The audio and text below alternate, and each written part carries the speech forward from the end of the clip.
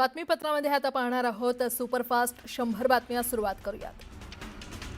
सातारा जिल्ह्यामध्ये महायुतीतच रस्सीखेच सुरू आहे। भाजप, शिवसेना आणि अजित पवारांच्या राष्ट्रवादीमध्ये एकमेकांचे पदाधिकारी एक दुसऱ्या पक्षात पक्षप्रवेश करतायत। यामुळे पक्षफोडीची स्पर्धा असल्याची जोरदार चर्चा आहे। भुसावळमध्ये शिवसेनेच्या निर्धार मेळाव्याचे आयोजन करण्यात आले होते। पालकमंत्री गुलाबराव पाटलांच्या उपस्थितीमध्ये हा मेळावा पार पडला। यावेळी मोठ्या संख्येने पदाधिकाऱ्यांनी शिवसेनेमध्ये प्रवेश केला। अहिल्यानगरमध्ये राष्ट्रवादीच्या इच्छुक उमेदवारांची बैठक पार पडली। यावेळी मोठ्या संख्येने इच्छुक उमेदवार उपस्थित होते। दरम्यान संपूर्ण आढावा घेतल्यानंतर इच्छुकांचा अहवाल वरिष्ठांना पाठवला जाणार आहे। मंत्री संजय शिरसाट यांनी संजय राऊतांना तब्येतीतून लवकर बरे होण्यासाठी शुभेच्छा दिल्यात, तर आम्हाला करमत नसल्याचं म्हणत खंत देखील त्यांनी बोलून दाखवली आहे।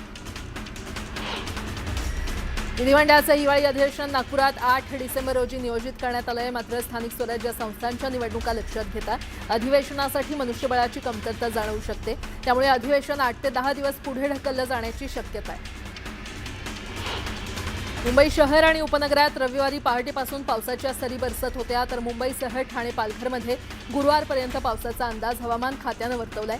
गेल्या आठवड्यात तयार झालेल्या कमी दाबाच्या क्षेत्रामुळे सध्या राज्यातील काही भागात पाऊस पडतोय। मुंबई मेट्रो 3 मार्गिका पूर्ण क्षमतेनं धावू लागल्यापासून या मार्गिकेला प्रवाशांचा चांगला प्रतिसाद मिळतोय। ऑक्टोबर महिन्यात या मार्गिकेवरून 38 लाख प्रवाशांनी प्रवास केला असून प्रतिदिन 1,41,000 प्रवासी प्रवास करतात। मुंबईत पश्चिम रेल्वेच्या शून्य भंगार मोहिमेचा एक भाग म्हणून मुंबई सेंट्रल, वडोदरा, अहमदाबाद या विभागातील भंगाराची विक्री करण्यात येते। या भंगार विक्रीतून 2025-26 या आर्थिक वर्षात पश्चिम रेल्वेला 302 कोटी रुपयांहून अधिक महसूल मिळाला आहे। मुंबई शहर आणि उपनगरात सुरू असलेल्या पावसामुळे मुंबईमधील हवेमध्ये सुधारणा झाली आहे। शनिवारपासून पावसाला सुरुवात झाली असून रविवारी देखील काही भागात तुरळक पाऊस पडला। त्यामुळे हवेचा दर्जा रविवारी समाधानकारक श्रेणीमध्ये नोंदवला गेलाय। ब्रिटनमधील डी मॉन्टफोर्ट युनिव्हर्सिटी लिसेस्टर सोबत मुंबई विद्यापीठामध्ये शैक्षणिक सामंजस्य करार करण्यात आलाय। यामुळे दोन्ही विद्यापीठादरम्यान दुहेरी पदवी, सहपदवीसह विद्यार्थ्यांना विविध संधी उपलब्ध होणार आहेत।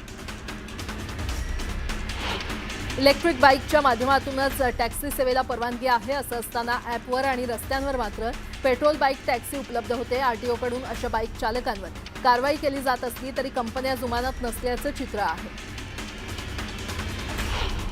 नवी मुंबईतील सिडकोच्या घरांच्या किमती कमी करण्यासाठी राज्य सरकारकडून गंभीर पावलं उचलली जात आहेत। राज्याचे उपमुख्यमंत्री तथा नगरविकास मंत्री एकनाथ शिंदे यांच्या अध्यक्षतेखाली सह्याद्री अतिथीगृहात महत्त्वपूर्ण बैठक बोलावण्यात आली आहे। बैठकीत सिडकोच्या विविध हाऊसिंग योजनांमधील घरांच्या किमतींमध्ये सुमारे 1.5 ते 2 लाख रुपयांची कपात करण्याची शक्यता सूत्रांनी वर्तवली आहे।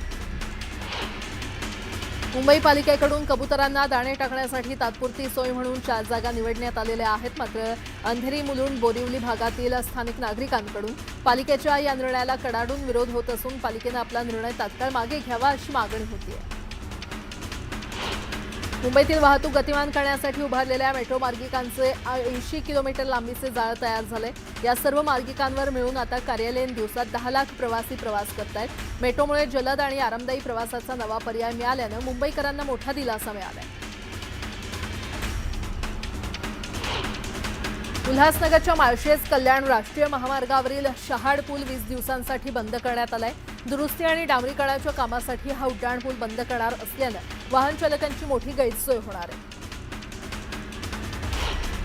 मुंबईतील वर्सोवा अंधेरी घाटकोपर मेट्रो 1 मार्गावर लवकरच 4 ऐवजी 6 डब्यांच्या गाड्या धावू लागणार आहेत। मेट्रोचं संचालन करणाऱ्या मुंबई मेट्रो बननं त्याकरता 32 अतिरिक्त डब्यांच्या खरेदीसाठी निविदा काढण्याची तयारी सुरू केली आहे। मेट्रो 1 मार्गिकेवर सध्या 16 गाड्या धावत आहेत।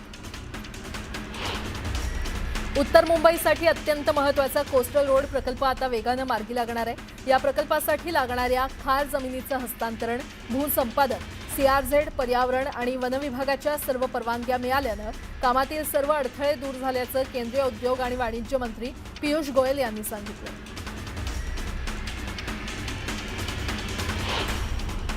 आता एक मोठी बातमी. फलटणमधील महिला डॉक्टरच्या मृत्यूनंतर चौकशी योग्य दिशेने होत नसल्याचा आरोप करत राज्यातील सर्व डॉक्टर संघटनांनी आजपासून कामबंद आंदोलन करण्याचा निर्णय घेतलाय. डॉक्टरांच्या सर्व संघटना कामावर बहिष्कार टाकणार असल्यानं राज्यातील संपूर्ण आरोग्य सेवा कोलमडण्याची शक्यता आहे. मुंबई, पुणे, नागपूर, छत्रपती संभाजीनगर येथील डॉक्टरांच्या सर्व संघटनांनी रविवारी संयुक्तरित्या मेणबत्ती मोर्चा काढून या घटनेचा निषेध व्यक्त केला. त्यानंतर निवासी डॉक्टरांची संघटना, माड, आंतरवासिता करणाऱ्या डॉक्टरांची संघटना अस्मी आणि वरिष्ठ निवासी डॉक्टरांची संघटना MSRDA या सर्व वैद्यकीय महाविद्यालय आणि शासकीय रुग्णालयामधील बाह्यरुग्ण सेवेवर बहिष्कार टाकण्याचा निर्णय घेतला असून मागण्या पूर्ण होईपर्यंत आंदोलन सुरू राहणार आहे.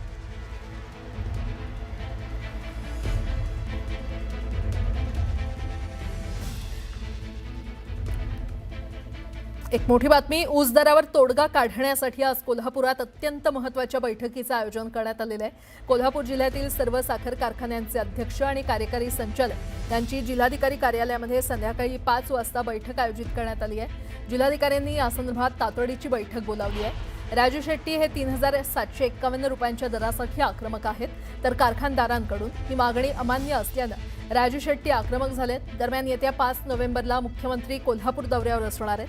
त्यामुळे ऊस दरासंदर्भात हालचालींना वेग आलाय आणि त्यामुळे अखेर ऊस दराच्या मुद्द्यावर तोडगा निघणार का हे पाहावं लागणार आहे. बातमी पुण्यातून. पुण्याच्या कोंढवा येथील गणेश काळे हत्या प्रकरणी मोठी माहिती समोर आली आहे. गणेश काळेची हत्या टोळी युद्धातूनच झाल्याचं समोर आलेलं आहे. या हत्येचा मुख्य सूत्रधार बंडू आंदेकरच असल्याचं स्पष्ट झालंय. माजी नगरसेवक वनराज आंदेकरच्या हत्येचा बदला घेण्यासाठी बंडू आणि कृष्णा आंदेकर यांच्या सांगण्यावरून हत्या करण्यात आल्याची माहिती पोलीस तपासात समोर आली आहे. गणेश काळे हा वनराज हत्या प्रकरणातील आरोपी समीर काळेचा भाऊ आहे. शनिवारी दुपारी कोंढवा भागात 5 जणांनी मिळून गोळीबार आणि कोयत्यानं वार करून गणेश काळेची हत्या केली होती. या प्रकरणी पोलिसांनी 9 जणांवर गुन्हा दाखल केलाय, तर 3 आरोपींना 6 नोव्हेंबरपर्यंत पोलीस कोठडी सुनावण्यात आलेली आहे. आणि या संदर्भात अधिक माहिती देत आहेत आमचे प्रतिनिधी अभिजित पोते आपल्यासोबत जोडले गेलेले आहेत. अभिजित, नक्कीच आपण पाहतो की पुण्यात कात्रज परिसरात शनिवारी एक हत्या करण्यात आली होती. गोळ्या झाडत कोयत्याने वार करत गणेश काळे हा जो इसम आहे त्याची हत्या झाली होती. आणि हा गणेश काळे म्हणजे वनराज आंदेकरच्या खुनातला आरोपी असलेला समीर काळे याचा सक्का भाऊ होता.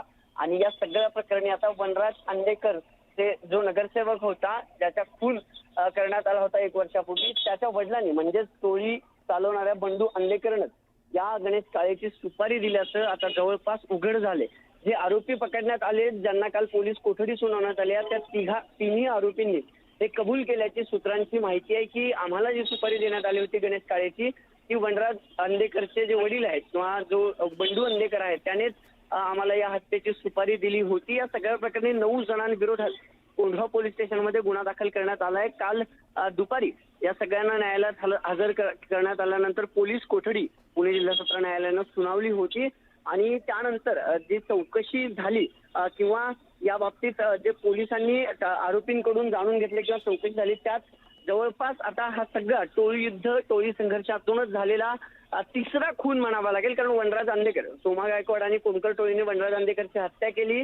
त्याचा बदला म्हणून आयुष कोमकर जो गणेश कोमकरचा मुलगा होता लहान, त्याची हत्या आंदेकर टोळीकडून करण्यात आली. त्यानंतर अख्खी आंदेकर टोळी जी आहे ती जेलमध्ये आहे आणि जेलमध्ये बसूनच या गणेश काळेच्या हत्येची प्लॅनिंग झाली. आणि वनराज आंदेकरचे वडील बंडू आंदेकर आणि कृष्णा आंदेकरनच ही सुपारी दिल्याचं आता जवळपास निश्चित झालंय.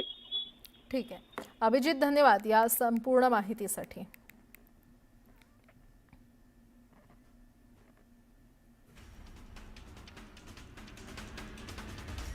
पुन्हा एकदा बातम्या वेगवान स्वरूपात. डॉक्टर बाबासाहेब आंबेडकर मराठवाडा विद्यापीठाच्या प्रशासकीय इमारतीलगत असलेल्या विहिरीत एका अनोळखी व्यक्तीचा मृतदेह आढळून आला. काल संध्याकाळी ही घटना उघडकीस आली आहे. या घटनेमुळे विद्यापीठ परिसरात खळबळ माजली असून या प्रकरणी बेगमपुरा पोलिसांनी प्राथमिक तपासणी सुरू केली आहे. दरम्यान ही आत्महत्या आहे की घातपात या दिशेनं तपास सुरू करण्यात आला. मराठवाड्यासह राज्यात अतिवृष्टीमुळे झालेल्या नुकसानीच्या पाहणीसाठी केंद्रीय पथक आज महाराष्ट्राच्या दौऱ्यावर येत आहे. यामध्ये मराठवाड्यातील 32 लाख हेक्टरचा समावेश असून केंद्रीय गृह मंत्रालयाचे सहसचिव RK पांडे यांच्या नेतृत्वात 8 जणांचं पथक पाहणी करणार आहे. मराठवाड्यासह राज्यात यंदाच्या पावसाळ्यात अतिवृष्टीमुळे झालेल्या नुकसानाच्या पाहणीसाठी केंद्रीय गृहमंत्रालयाचे आंतरमंत्रालय केंद्रीय पथक 3 ते 5 नोव्हेंबर या कालावधीत महाराष्ट्राच्या दौऱ्यावर येत आहे। हे पथक खरीप हंगामात झालेल्या नुकसानीचा आढावा घेऊन त्याचा अहवाल केंद्र शासनाला देईल। फलटणमधील महिला डॉक्टरच्या मृत्यूनंतर चौकशी योग्य दिशेनं होत नसल्याचा आरोप करत सर्व डॉक्टरांनी आजपासून काम बंद आंदोलन करण्याचा निर्णय घेतलाय। डॉक्टरांच्या सर्व संघटना कामावर बहिष्कार टाकणार असल्यानं राज्यातील आरोग्य सेवा कोलमडण्याची शक्यता आहे। कोकण रेल्वे मार्गावरून धावणाऱ्या 4 रेल्वे गाड्यांपैकी 2 रेल्वे गाड्यांना सिंधुदुर्ग आणि कणकवली रेल्वे स्थानकांमध्ये थांबा देण्यात आलाय। प्रवाशांची वाढती मागणी लक्षात घेऊन या रेल्वे गाड्यांना थांबा देण्यात आलाय, त्यामुळे प्रवाशांना मोठा दिलासा मिळणार आहे। बेळगाव जिल्ह्यातील बेडकीहाळ सर्कलमध्ये स्वाभिमानी शेतकरी संघटना आक्रमक झाल्या। कर्नाटकातून महाराष्ट्रात येणारी ऊस वाहतूक रोखण्यात आली, यामुळे महाराष्ट्राबरोबरच कर्नाटकात देखील ऊस आंदोलन चिघळण्याची शक्यता आहे। छत्रपती संभाजीनगरच्या सिडको एमआयडीसी पोलीस ठाणे परिसरात आय लव्ह मोहम्मद बॅनरमुळे तणाव निर्माण झाला होता। भाजप पदाधिकाऱ्यांच्या तक्रारीनंतर बॅनर पोलिसांनी हटवलेत, यामुळे तणाव निवळलाय। देशभरातून पंढरपूरला पांडुरंगाच्या दर्शनासाठी येणाऱ्या भाविकांना कमीत कमी वेळामध्ये दर्शन मिळावं, त्यांना सर्व प्रकारच्या सुविधा मिळाव्यात, यासाठी तिरुपतीच्या धर्तीवर दर्शन मंडप उभारण्यात येणार आहे। त्यासाठी 130 कोटींचा निधी मंजूर करून कामाचा कार्यारंभ सुरू करण्यात आला।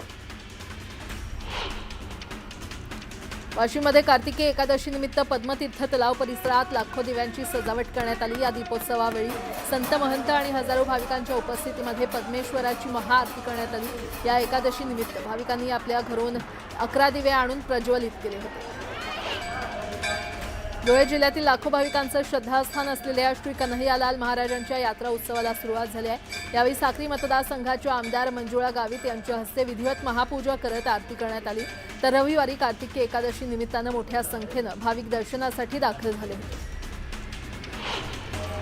शहापूर तालुक्याच्या आवरे गावात पारंपरिक पद्धतीनं तुळशी विवाह साजरा करण्यात आला। ढोल ताशाच्या गजरात फटाक्यांची आतिषबाजी करत वरात काढण्यात आली, तर मंगलाष्टके म्हणून फुलांचा आणि अक्षतांचा वर्षाव करत श्रीकृष्ण आणि तुळशी माता यांचा विवाह संपन्न झाला। नागपूरच्या भील गावातील अनंत देशमुखनं अरब येथील ज्युनियर राष्ट्रीय चॅम्पियन बॉक्सर स्पर्धेमध्ये उपांत्य फेरी गाठली आहे। उपांत्य फेरीमध्ये अनंतला कझाकिस्तानच्या बॉक्सरचं आव्हान असणार आहे। छत्रपती संभाजीनगरच्या सावळतबारा या गावात एका घरावर वीज कोसळल्याची घटना घडली आहे, यामुळे गावात भीतीचं वातावरण आहे। सुदैवानं यामध्ये कोणतीही जीवितहानी झालेली नाही। जगभरातील तंत्रज्ञान क्षेत्रात मोठ्या प्रमाणात नोकर कपातीची लाट उसळली असून 2025 मध्ये आतापर्यंत तब्बल 1 लाखांहून अधिक कर्मचारी बेरोजगार झालेत। AI, क्लाउड सेवा आणि नफ्याच्या दिशेनं नव्यानं लक्ष केंद्रित करण्याचं उद्दिष्ट या कंपन्यांनी ठेवल्यानं लाखो कर्मचाऱ्यांना फटका बसतोय। देशातील चहाचं उत्पादन सप्टेंबर 2025 मध्ये घटलं असून एकूण उत्पादन 5.9% कमी झालंय। चहा मंडळाच्या आकडेवारीनुसार या महिन्यात एकूण 15.99 कोटी किलो चहा उत्पादन झालंय, तर सप्टेंबर 2024 मध्ये हे प्रमाण 16.99 कोटी किलो होतं। त्यामुळे चहा महागण्याची चिन्ह आहे। राज्य शैक्षणिक संशोधन आणि प्रशिक्षण परिषदेनं शिक्षक आणि शिक्षकेतर कर्मचाऱ्यांच्या अध्यापन कौशल्यात भर घालण्यासाठी स्पर्धेचं आयोजन केलंय। नोव्हेंबर ते जानेवारी या 3 महिन्यात टप्प्याटप्प्यानं 43 स्पर्धा घेण्यात येणार आहेत। प्रत्येक शिक्षकांना यामध्ये सहभाग घेण्याचं आवाहन करण्यात आलं। रस्ते अपघात आणि मृत्यू रोखण्यासाठी महामार्ग मंत्रालयानं बांधा वापरा हस्तांतरित करा या मॉडेल अंतर्गत बांधलेल्या राष्ट्रीय महामार्गाच्या एका विभागात एका वर्षात एकापेक्षा जास्त अपघात झाल्यास संबंधित कंत्राटदारांना दंड करण्याचा निर्णय घेतलाय। आणि जर एखाद्या विभागात 500 मीटरपेक्षा एकापेक्षा जास्त अपघात झाले तर कंत्राटदाराला 25 लाख रुपये दंड आकारला जाईल। देशभरातील भटक्या कुत्र्यांच्या प्रकरणाची सुनावणी सर्वोच्च न्यायालयामध्ये आज होणार आहे। न्यायालयानं पश्चिम बंगाल आणि तेलंगणा वगळता सर्व राज्य आणि केंद्रशासित प्रदेशांचे मुख्य सचिव यांना सुनावणी दरम्यान प्रत्यक्ष न्यायालयामध्ये उपस्थित राहण्याचे आदेश दिले।